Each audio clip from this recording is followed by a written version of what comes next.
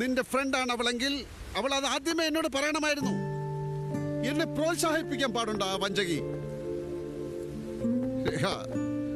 ഒന്ന് ഡോറ് തുറക്കൂ, നമുക്ക് സംസാരിക്കാൻ. കാലി വീണ് മാപ്പ് പറയാൻ ഒരു ചാൻസ് തരൂ കുട്ടി.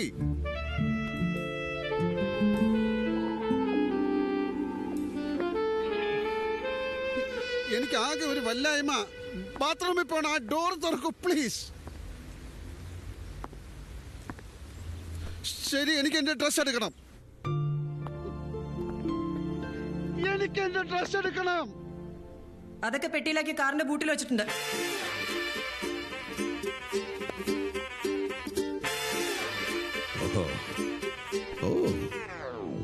Well planned. എന്നാ പണിയാണ് അവള് വെച്ചത്.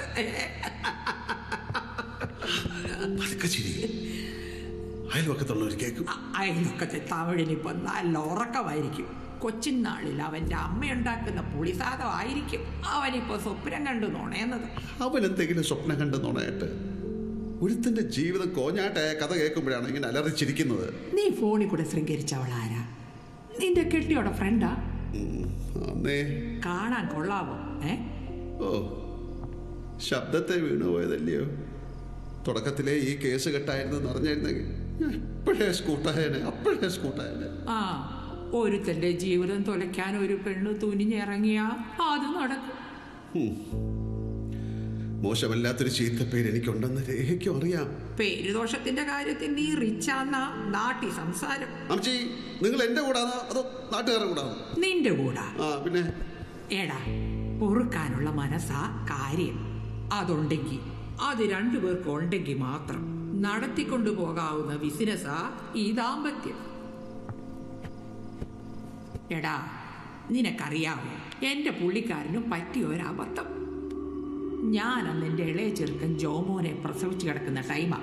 അപ്പോ വീട്ടു സഹായത്തിന് എന്റെ വകയിലൊരു ബന്ധു, കൊച്ചുറാണി, കാണാൻ നല്ല ചിമിട്ട, വീട്ടിൽ വന്ന് നിന്നു.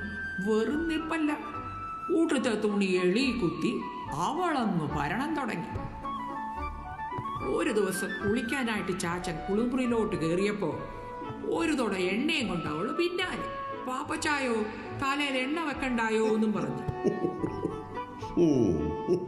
എന്നതാടാ? എന്നാ നടന്നതെല്ലാം ചാച്ചൻ വന്ന് കരഞ്ഞോണ്ട് എന്നോട് പറഞ്ഞു. ഞാനൊന്നേ ചോദിച്ചോളൂ, അവളെ മനസ്സിൽ കൊണ്ട് നടക്കുവോന്ന്. ഇല്ലാന്ന് പറഞ്ഞപ്പോ ഞാനത് വിശ്വസിച്ചു. ആ വിശ്വാസം പുള്ളിയായിട്ട് തെറ്റിച്ചിട്ടുമില്ല. അതാ ഞാൻ പറഞ്ഞത് പൊറുക്കണം എന്ന്. ഈ പരുവത്തിലായതുകൊണ്ടാ ഇല്ല ഞാൻ പിടിച്ച് കാറെ കയറ്റി കൊണ്ടുപോയി വീട്ടിലിറക്കിയിട്ട് എൻ്റെ പെണ്ണും പിള്ളേടുത്ത് ഈ കൊച്ചുറാണി കഥ പറയിപ്പിച്ചേനെ. അമ്മച്ചി, ഫോണിലൊന്ന് സംസാരിക്കാൻ പറ്റുമോ? എടാ രാജുവേ, ഈ മുതുപാതിരായിക്ക് ഒരു പെണ്ണ് പിള്ള അവളെ വിളിച്ച് സംസാരിച്ച അതിതിനും വലിയ കോടാലിയാവത്തില്ലയോ? എല്ലാം ശരിയാകും മോനെ, ഇച്ചിരി ദിവസം എടുക്കുന്നേ ഉള്ളൂ. മതിയായിരുന്നു. എന്റെ സങ്കടം നീ ഒന്ന് കേക്ക്. മരിച്ചവരുടെ സങ്കടം പറ. കട്ടപ്പനയില് ഞങ്ങളുടെ പള്ളിയിലെ സെമിത്തേരിയില് ചാച്ചൻ കിടക്കുന്ന കല്ലറക്കരിയില് അടങ്ങണമെന്നുള്ള എന്റെ മോഹത്തിനിട്ട എന്റെ പിള്ളേരിപ്പോ പണിയുന്നു. ഇവിടുത്തെ സെമിത്തേരി വല്ലതും കണ്ടിട്ടുണ്ടോ? എന്നാ കിടക്കനാന്നറിയാം, കണ്ട ആർക്കും ഒന്ന് ചാവാൻ തോന്നും. അത്രയ്ക്ക് ബ്യൂട്ടിഫുള്ളാ. എടാ, മലയാളത്തിൽ ശുശ്രൂഷ കിട്ടി, അതും കണവശ്ശേരി അച്ഛൻ വന്ന് നടത്തണം. എനിക്ക് ചാച്ചൻ കിടക്കുന്ന ഇടത്ത് അങ്ങേര് ചേർന്ന മണ്ണില് ചേർന്ന് കിടക്കാന്ന് പറഞ്ഞ അവിടെ അല്ലേടാ എനിക്ക് സ്വസ്ഥത കിട്ടും. ഇവിടെ ഈ സായിപ്പുമാരുടെ മതാന്മാരുടെ ഇടയിൽ കിടന്ന ഞാൻ നരകിച്ച് കരയത്തേ ഉള്ളൂ. ഇപ്പൊ എങ്ങനാ അമ്മച്ചി? മക്കള് വിചാരിക്കുന്ന പോലെ നടക്കൂ? ആ തീരുമാനം മാറണം. എനിക്ക് കട്ടപ്പനയ്ക്ക് പോകണം. ജീവനോടായിരുന്നേല് ഞാൻ ടിക്കറ്റ് എടുത്ത് തന്നേനെ. മരിച്ചവർക്കുള്ള ടിക്കറ്റ് ഉണ്ടല്ലോ, അത് നീ വിചാരിച്ചാ എടുക്കാം. എടാ പൊന്നു മോനെ, വീട്ടിലേക്കുള്ള വഴി അറിയാതെ നിൽക്കുന്ന ഒരാളെ വീട്ടിലെത്തിക്കാനുള്ള മനസ്സ് നീ കാണിക്കില്ലേ? നിന്റെ അമ്മയാ ഞാനെന്ന് വിചാരിക്കടാ.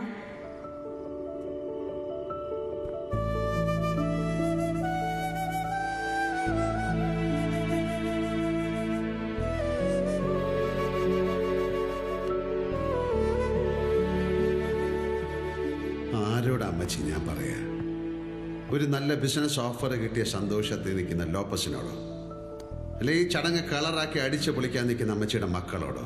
എന്റെ രാജഗോപാല, നിന്റെ മുമ്പിൽ ഒരു വഴി തെളിയും, ഉറപ്പാ.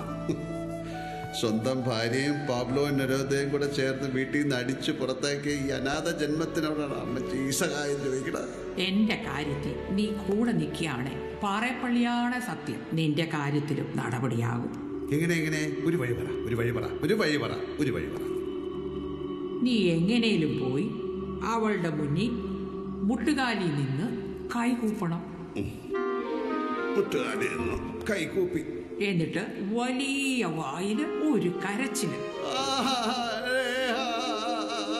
എന്നതാടാ ഇത്? കൂർക്കന് ഓലിയാനിടുന്ന പോലുണ്ടല്ലോ. ആത്മാർത്ഥമായിട്ട് കരയ. അത് ഞാൻ അവിടെ കരഞ്ഞോളാം, വലിയ വായി തന്നെ കരയാം. ഞാൻ പറയുന്ന കാര്യങ്ങളൊക്കെ അവളങ്ങ് സമ്മതിക്കണം. അപ്പൊ അവളെ മുട്ടുകാലി കൊണ്ട് ഒരു തൊഴി വെച്ച് തരും. ദാണ്ടെ ഇങ്ങനെ.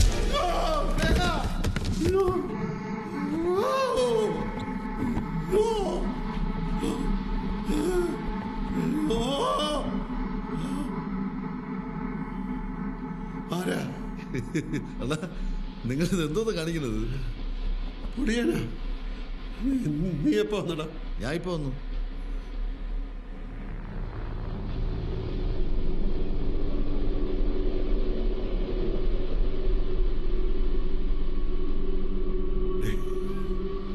ഇവിടെ ആരെല്ലാം ഉണ്ട്? ഇവിടെ ഇപ്പോ അണ്ണനും ഞാനും പിന്നെ അമ്മച്ചിയുണ്ട്. എന്ത് കാര്യം? ഈ അമ്മച്ചി ഇത്ര നേരം ഇവിടെ ഉണ്ടായിരുന്നു. ഞാൻ അവരുമായിട്ട് സംസാരിച്ചു. എങ്ങനെ? ഇത് മുഴുവൻ അടിച്ച് തീർത്താ? ഒരു പുള്ളൊക്കെ അടിച്ച അമ്മച്ചിന്നല്ല അമ്മച്ചിയുടെ അമ്മച്ചിയായിട്ട് സംസാരിക്കുന്നൊക്കെ തോന്നും. ചുമ്മാ ഇങ്ങോട്ട് എണീറ്റ് വന്നേ. എണീക്കാൻ. അതെ, പോയി കിടന്ന് ഉറങ്ങാൻ നോക്ക്. എന്നാ താക്കോലെന്നാ പിടി. സത്യമായിട്ട് അമ്മച്ചി എന്നോട് സംസാരിച്ചു. അമ്മച്ചിയായിട്ടല്ലേ സംസാരിച്ചു?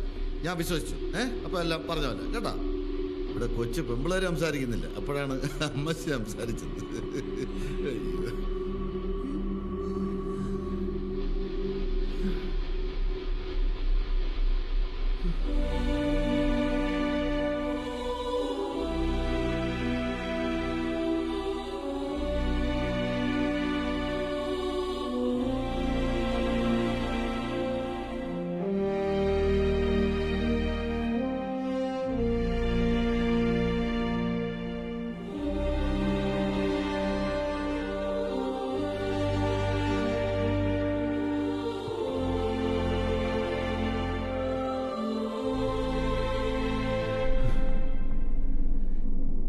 ഇതൊക്കെ എന്തോന്ന് അമ്മച്ചി?